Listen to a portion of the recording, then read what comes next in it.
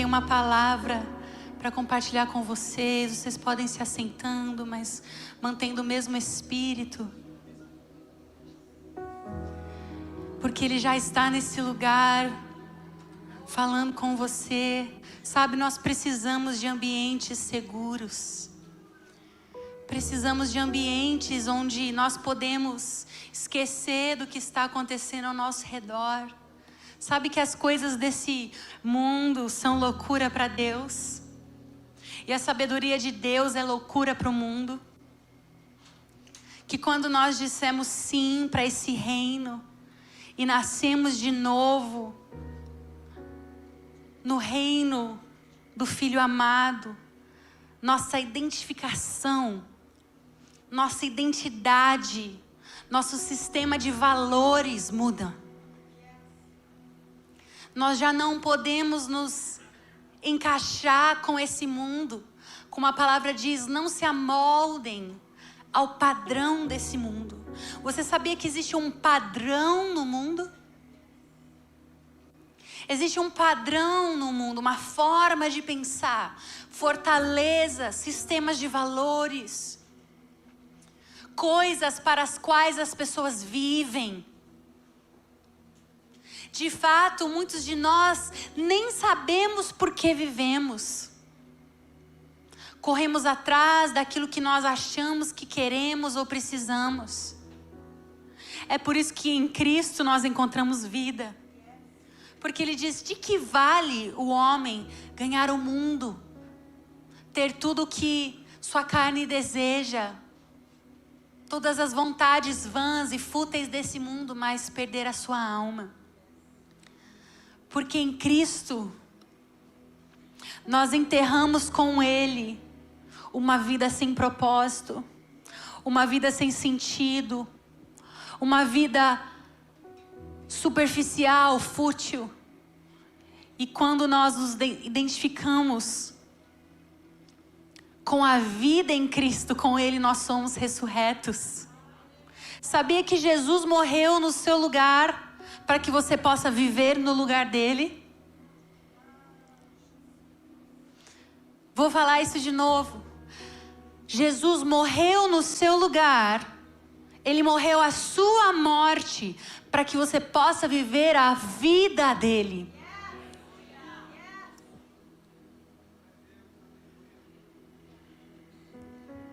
A morte que ele morreu era nossa.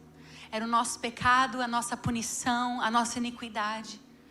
E quando ele se identifica conosco, ele leva o castigo que estaria sobre nós. E quando ele ressuscita para ter uma vida agora assentado à direita de Deus Pai. A palavra do Senhor diz que Deus o assentou nas regiões celestiais. O Pai exaltou o Filho. A Trindade está em aliança. O Filho exalta o Espírito, que exalta o Pai, que exalta o Filho. E quando Jesus se assentou nas regiões celestiais, a palavra do Senhor diz que Ele nos colocou junto dele. Agora nós estamos assentados nas regiões celestiais em Cristo Jesus, junto com Ele. E é por isso que nós podemos estar diante da sua presença. O que te qualifica para estar perante Ele não são as suas boas obras. De fato, Deus te criou para boas obras. Mas eu não faço boas obras para ser filho. Eu faço boas obras porque eu sou filho.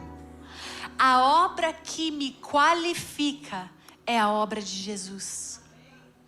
Olha quão humbling, como a gente fala em inglês, né? Como isso nos torna humildes, como isso nos coloca no nosso lugar. Eu não posso viver através de uma obra que é minha. Eu preciso viver em confiança na obra de outro, do um homem justo, o justo pelos injustos. Toda a minha confiança não está na minha história, na minha perfeição, na minha boa obra, até porque todas essas coisas não seriam bastante para me qualificar diante do Pai. Mas uma coisa me qualifica: o amor do Filho. Ele nos enxertou na videira. Ele é o Filho amado. Por que nós podemos cantar, né? Sou teu Filho amado, em quem tens prazer.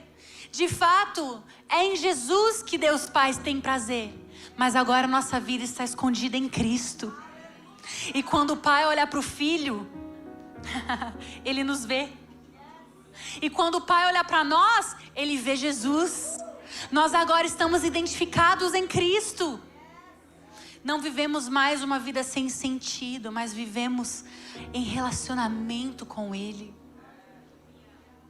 Não existe mais barreira, não existe mais véu, camadas de proteção. Sabe, meu querido, eu tinha até uma outra mensagem em mente, mas eu quero muito poder falar a respeito disso com vocês essa manhã. Por realmente direção do Espírito Santo. Nada pode te separar do amor de Deus que está em Cristo. A armadilha número 1 de Satanás é nos atacar na mente, gerando culpa e condenação.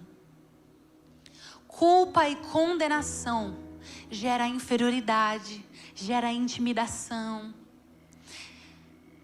E aí, quando você se vê como inferior, você não funciona na plenitude que Deus te criou para ser. Você se compara, você se amargura. Quem é que vai me defender? O órfão, ele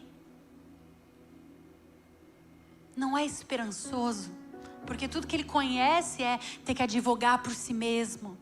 Ele se sente culpado, ele se sente sozinho, isolado. Mas a palavra nos diz que Ele nos tirou do império das trevas e nos transportou para o reino do seu Filho amado. Você está num reino de Jesus. E nesse reino, você é considerado um rei e sacerdote. Ser rei fala da autoridade que nós caminhamos em Cristo. De novo, não no nosso próprio poder. A autoridade que eu tenho não vem do nome da Laura. Em nome da Laura, espírito maligno vai. Não, eu não posso. Não é no meu nome. Não é no nome do pastor Ben-Hur. Não é em nenhum outro nome. De fato a palavra fala: não há nenhum outro nome dado entre os homens pelo qual sejamos salvos, senão o nome de Jesus. Mas agora, por conta da confiança que eu tenho nele, caminho em autoridade. Você foi criado para ser um agente de transformação de atmosfera. Quando nós nos reunimos como igreja, seja aqui, seja nas casas, seja as famílias, seja nas escolas, nas salinhas das crianças, nos hospitais, onde quer que nós estejamos, nós somos agentes do reino de Deus, porque fomos enxertados. E eu repito, para que isso possa entrar no seu coração, não é pela sua obra. A palavra do Senhor diz que o evangelho é do início ao fim pela fé. A justificação, ser feito justo perante Deus é pela fé. Mas Laura, você não conhece a minha vida, você não conhece o meu pecado. Meu querido, às vezes a gente como evangélicos, precisamos estar mais evangelizados. Porque o evangelho é boa notícia todos os dias. Quando eu acordo pela manhã, eu acordei no amado. Eu acordei no centro do amor de Deus, porque o Pai amou o Filho me amou e se entregou por mim. E se o Pai está no Filho, o Filho está no Pai, eu estou no Pai junto com o Filho. E nada pode me tirar desse lugar. Quando eu me apresento na presença, eu estou diante daquele que já me viu no ventre da minha mãe. Ele me conheceu, ele me sondou. E eu posso ir ao mais altos céus e ali ele me encontrará. Eu posso fazer a minha cama na sepultura do mar. E ainda ali Ele me conhece, Ele me sonda. Meu querido, você não está invisível aos olhos de Deus. E o inimigo, ele vem ardilosamente colocando pensamentos de inferioridade e condenação. Mas eu quero te dizer que as boas novas do Evangelho toda manhã te alcançam. Ele diz: confessa a Ele. Se porventura pecar, confessa diante do Pai que Ele é fiel e justo para nos perdoar de toda injustiça. Não carregue nenhum fardo pesado. Não leve consigo aquilo que Jesus já carregou naquela cruz para aniquilar o jugo do pecado que estava sobre você. A palavra do Senhor diz: já não há mais condenação para aqueles que estão em Cristo Jesus. Já não há mais um juízo sobre aqueles que estão em Cristo Jesus, porque o juízo recaiu sobre Ele. Você sabia que a ira de Deus contra o pecado foi completa em Jesus? Por que Jesus teve que sofrer? Eu fiquei no escuro agora, né? É que eu quero ficar perto de vocês. Por que Jesus sofre? Por que Ele é crucificado, flagelado, moído pelas nossas transgressões? Esse é o resultado. Essa é a penitência do pecado. De fato, Deus derramou o cálice de ira que Ele tem contra o pecado em Jesus. Quando a gente fala, é de graça, Ele levou o pecado de graça. A graça nos foi dada, porque Jesus levou a penitência do pecado. Não foi sem custo. Ser pela graça é porque agora, através da fé, nós acessamos essa graça. Mas Ele levou sobre si. E por ter levado sobre si, não é contratual, é relacional. Ele deixou a sua glória, se esvaziou. Morreu a minha morte, agora quem é esse homem? Filho de Deus, filho do homem, que se entregou por nós. E porque Ele se entregou por nós, agora nós nos entregamos a Ele. É uma dívida de amor. Nós temos uma dívida com Ele porque Ele pagou a nossa dívida. E essa é a única vida em liberdade. Então, se você tem lidado com condenação, culpa, amargura, eu quero te perguntar, onde é que talvez lá atrás você tenha saído dessa posição de filho, de filhinho? Porque Jesus, Ele falou, né? Permaneçam em mim. Tudo que eu chamei vocês para fazerem é abide, permanecer. Estejam ali na videira. Se as minhas palavras permanecerem em vocês, vocês permanecerem em mim, vocês podem pedir qualquer coisa e vai ser feito. A gente fala, então é fácil permanecer, é só permanecer. Mas o inimigo, ele não quer que você permaneça. Permanecer é se enraizar. Permanecer é voltar aos fundamentos. A fé básica do eu não vivo pelo que eu vejo, eu vivo pelo que eu creio. Eu não vivo por muito fazer, pelas minhas obras, pelo meu esforço, meu strife. Eu vivo através da fé, por causa da graça dEle. Desfrutando de uma herança espiritual que Jesus conquistou para mim. Eu fui bem-vindo na casa do Pai. E isso é o que me define. Nós tentamos ser definidos por tantas coisas, meu querido. Buscamos um lugar na sociedade, buscamos um lugar na nossa família espiritual, buscamos. E essa busca, ela é legítima, porque Deus nos criou com essa bússola interior que que nos norteia para o amor de Deus. Até o perdido, até o ímpio tem uma bússola dentro de si, um vazio, né? Como se fala, um vazio do tamanho de Deus. Todos nós temos. E alguns tentam suprir esse lugar em carreira, outros em substâncias, outros em relacionamentos.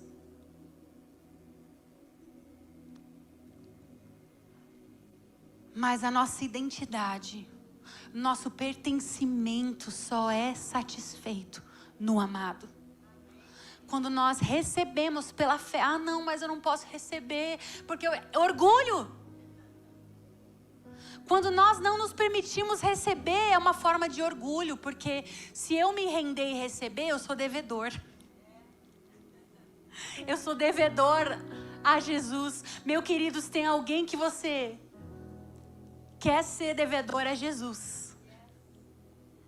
Na verdade, ele mesmo falou, não devam nada uns aos outros, senão o amor. Porque ele nos amou primeiro. É a única dívida que nós temos. Porque ele nos amou primeiro. Porque ele nos amou e nos colocou junto do amado.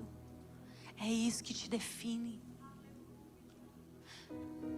É importante nós sabermos receber.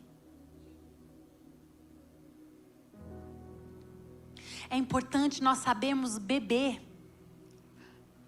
Beber de uma substância espiritual. Falando em beber, eu vou até beber minha água aqui.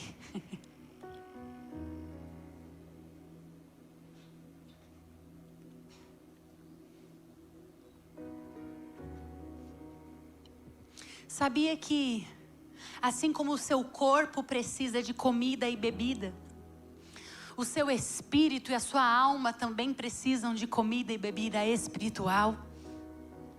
Muitas vezes caminhamos cansados, caminhamos abatidos, caminhamos com uma sensação de sequidão, sem combustível. E é porque nós estamos apenas atendendo às necessidades humanas, sem perceber que dentro de nós existe um reservatório espiritual. De fome e sede por vida eterna. Porque você foi criado por Deus e para Deus. A palavra diz que nele nós nos movemos, nele nós existimos. Às vezes tentamos encher o recipiente da carne, mas a gente nunca se satisfaz, porque é no Espírito que nós somos satisfeitos. Desde lá do Éden, no jardim, Deus que é amoroso, bondoso, generoso, criou tudo que existe e entregou ao homem. Que Deus tremendo, que Deus abundante, que cria todas as coisas e coloca o homem no centro da sua criação, o jardim, um lugar de comunhão. A palavra diz que ele caminhava com o homem na viração do dia, conversava com ele. Eu não sei como isso foi, meu querido, eu não sei o que é ter Deus caminhando com você no jardim. Mas de alguma forma ali em perfeita comunhão, eles sequer enxergavam a sua nudez. Eles não perceberam que não estavam vestidos. Não é loucura isso? Pensar que é um nível de inocência. Um nível de ausência de auto-julgamento. Não tem self-consciousness. Não existe aquela coisa que eu estou ciente demais de mim mesmo. Eles simplesmente comungavam com Deus. E a tentação da serpente é a mesma que nós temos hoje. A gente às vezes fala, nossa, se eu for para o céu, quando eu for para o céu, eu vou ver Adão e Eva, eu vou falar, Eva, minha filha, como que você pegou aquele fruto? Como se fosse uma coisa que a gente nunca fez.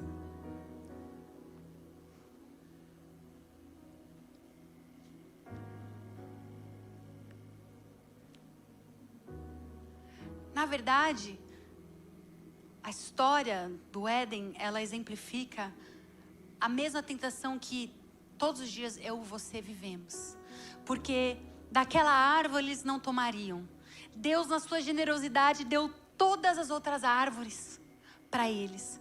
Mas porque o amor não controla, Deus precisava dar livre-arbítrio para o homem. Se não houvesse opção de obedecer, o homem não seria livre. Quantos estão comigo? O fato de que Deus coloca ali uma opção e ensina um princípio, Ele está passando ali o beabá, né? O 101 do que é submeter a si mesmo.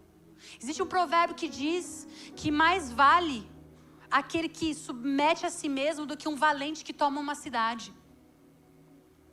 O homem que submete a sua própria carne é mais valente do que um guerreiro que toma toda uma cidade, meu querido. É o que a palavra fala. Domínio próprio faz parte de como nós fomos criados para operarmos. Por isso que Deus fala, olha, dessa árvore não. Ele está ensinando obediência. Ele está ensinando autocontrole.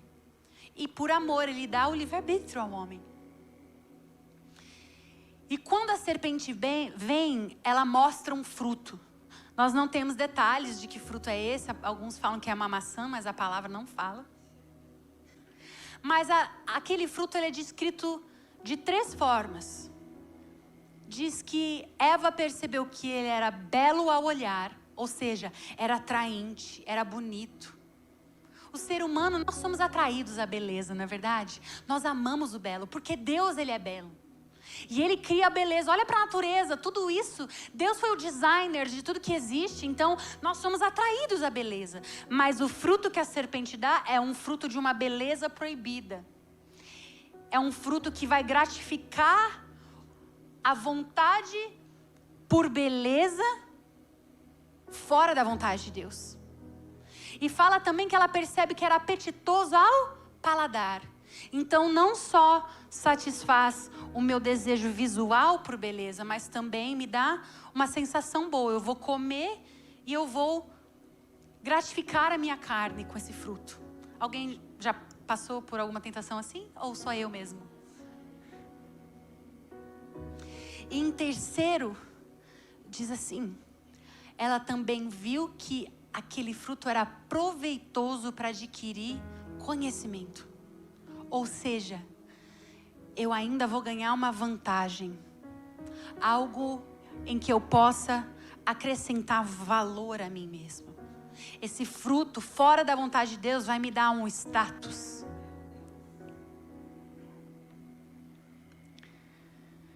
Esse é o pecado original, meu querido. E sabe de uma coisa? O inimigo não é criativo. Ele continua nos tentando nessas 3 áreas. E eu me lembro de ler passagem de 1 João, em que ele fala à igreja, filhinhos, não amem o mundo, nem as coisas que há no mundo. Porque se alguém ama o mundo, o amor do Pai não está nele. Peraí, como assim? Nós acabamos de falar, né, que nada pode nos separar do amor de Deus. Que nós estamos assentados nas regiões celestiais. Como assim, se eu amo o mundo, o amor ao Pai não está em mim? De fato, existe uma guerra travada entre as nossas afeições, os seus afetos. Deus, Ele quer seu coração, porque quando os seus afetos estão para com Ele, as obras são consequência. Às vezes nós queremos nos consertar, e não tem nada de errado com querer melhorar, mas muitas vezes nós queremos modificar o fruto antes de modificar a raiz. Nós queremos melhorar o comportamento. Não, quando eu for bom, aí eu vou me achegar com confiança diante. Não, meu querido, Jesus é bom e Ele tomou o seu lugar e através da justiça dEle você é justificado. E é pela fé. E demanda humildade, porque você não vai poder carregar o seu orgulho de você ter provado para Deus que você é bom. Esse é o Evangelho. Os filhos de Deus deveriam ser as pessoas mais gratas da face da terra, porque foram as pessoas que mais entenderam o quanto gratuitamente foram dados a dádiva da salvação. Mas ele fala, não amem o mundo, nem as coisas que estão no mundo. Em outro trecho, Jesus vai falar que a amizade com Deus é inimizade com o mundo. Outro sistema de valores. Porque ele fala quem ama o mundo, o amor do Pai não está nele. Outras versões falam também, o amor ao Pai não está nele. Eu não posso servir a dois senhores. Eu não posso amar aquilo que não dá vida. Eu não posso amar o fruto do jardim e ao mesmo tempo amá-lo. O Senhor, Ele quer produzir amor maduro em nós. De fato, o primeiro mandamento, o mesmo mandamento que vez após vez, o Senhor bateu na mesma tecla com o povo de Israel. O primeiro mandamento: eu quero que vocês me amem de todo o coração, de toda a alma, de toda a força, de todo entendimento. E muitas vezes, não, Deus, eu te amo, eu te amo. A gente é pronto para falar para Deus que ama. Mas na verdade, nós não podemos amá-lo sem receber o amor dele por nós primeiro.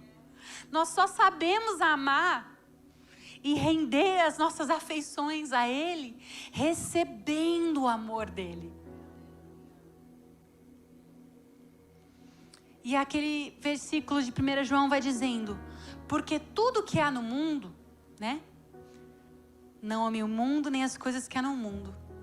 Porque tudo que há no mundo, e ele lista, a concupiscência dos olhos, a concupiscência da carne, e a soberba da vida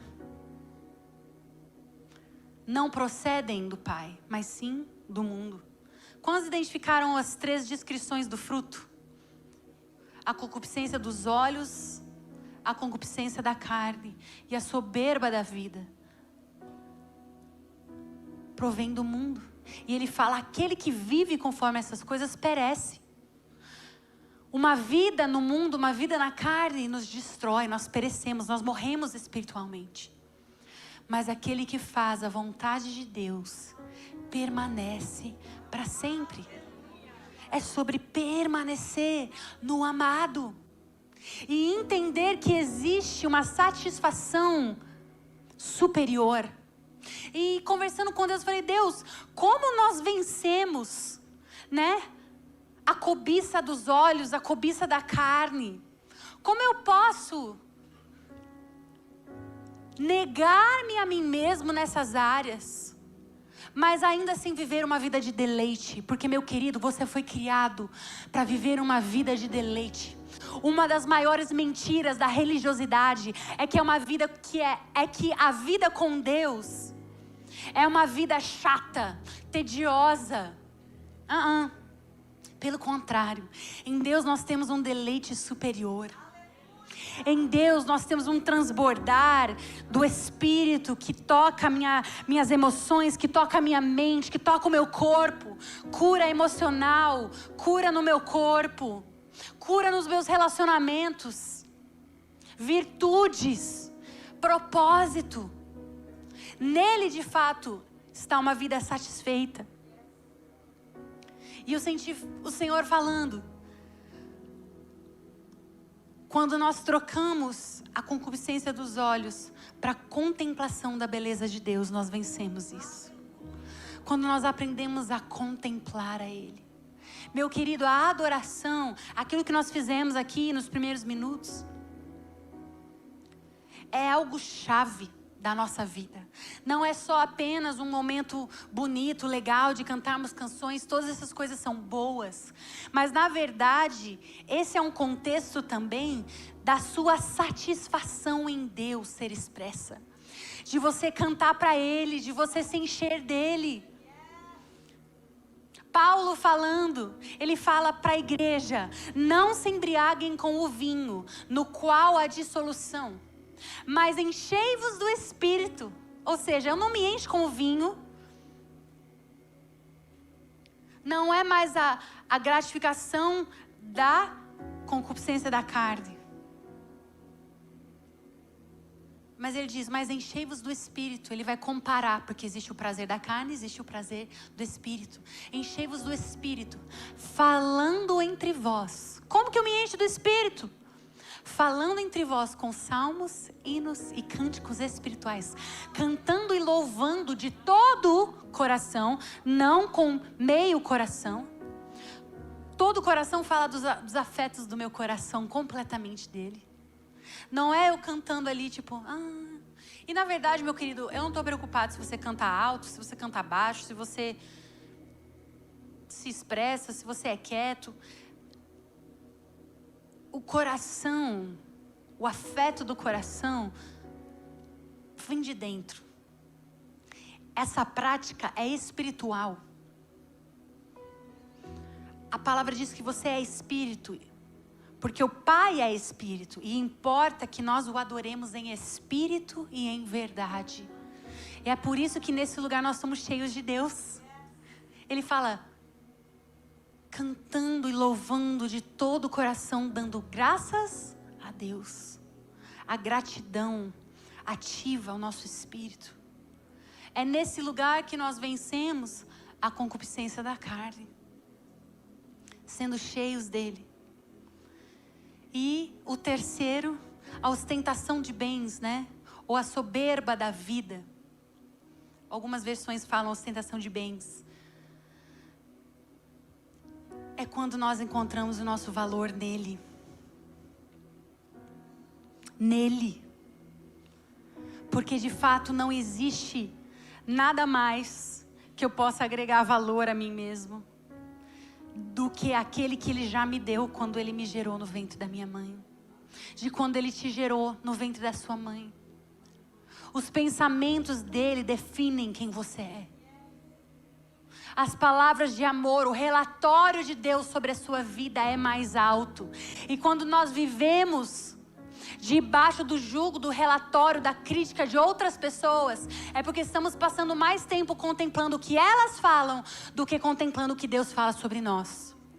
Quando nós vivemos de uma forma carnal, natural, nós vivemos debaixo de condenação, mesmo sendo já nascidos de novo. Você sabia que a obra ela não é um switch, um interruptor automático? A palavra diz que nós precisamos não nos amoldar a esse mundo, mas sermos transformados pela renovação da nossa mente. Precisamos meditar no que o Pai fala sobre nós. Precisamos meditar no que a palavra diz sobre quem Ele é, o que Ele fez, o que Ele nos prometeu, a vida em Cristo que nos foi dada. E quanto mais meditamos nessas coisas, mais nos tornamos semelhantes a Ele. Você está comigo, meu querido? Esse é o lugar que nós fomos criados para estar. Essa identidade, esse é o esconderijo do Altíssimo, quando Ele fala, aquele que descansa à sombra do Onipotente, debaixo das asas do Altíssimo. Muitas vezes nós precisamos nos esconder, enquanto o mundo fala, se mostre,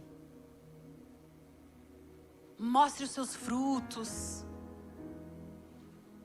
Na verdade, nós estamos escondidos em Cristo. E esse é o melhor lugar para estar, amém? Vamos orar? Coloque-se de pé onde você está.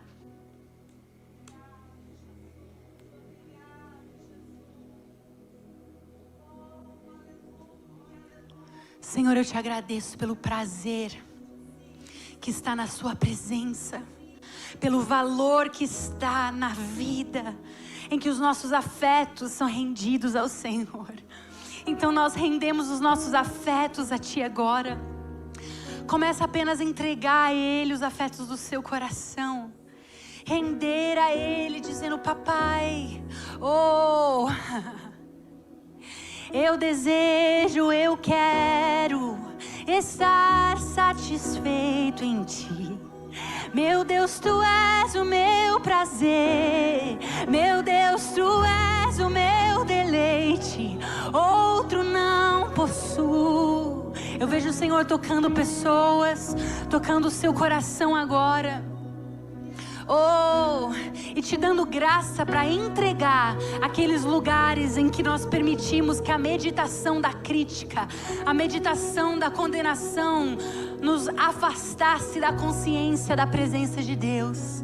E através do deleite, através da fé em Jesus, nós nos achegamos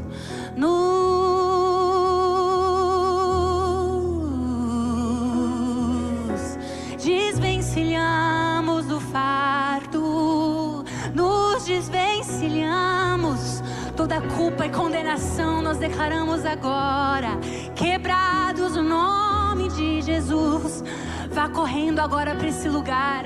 Tudo aquilo que talvez tenha roubado a sua permanência, começa a lançar fora e começa a se enraizar mais uma vez no amor dele, se enraizar mais uma vez no lugar da presença, onde a sua palavra nos define. Oh, em que nada mais pode nos trazer o peso da condenação, mas estamos escondidos no amado, em Jesus. Olhe para Ele, meu Deus, Tu és meu prazer.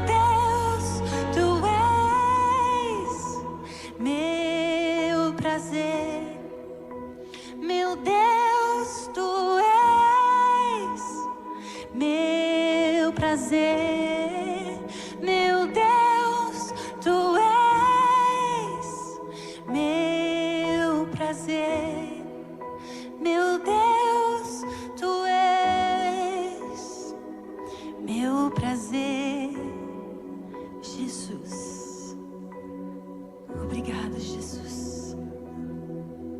Te entregamos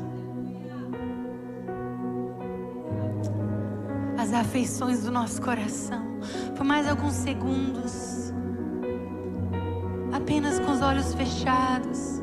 Receba o favor do céu através de Jesus, pela fé. Você é homem espiritual, criado em Deus para devolver a sua existência a Ele. É nesse lugar que você é completo. É nesse lugar que você é inteiro, justificado, amado.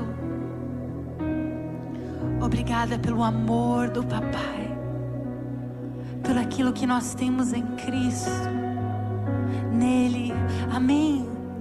Você pode agradecer ao Senhor dizendo: Pai, muito obrigada, porque através do Filho, no amado, eu sou justificado, recebido, aceito.